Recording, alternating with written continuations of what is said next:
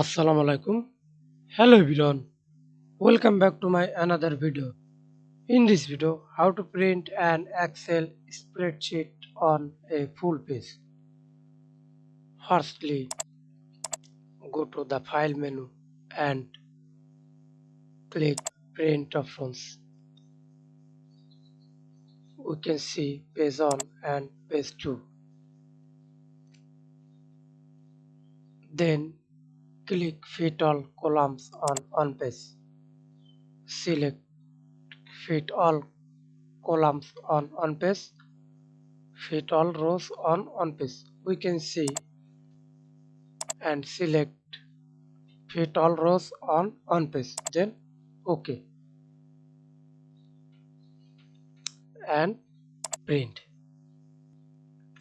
And you can save your file format to PDF, then type name here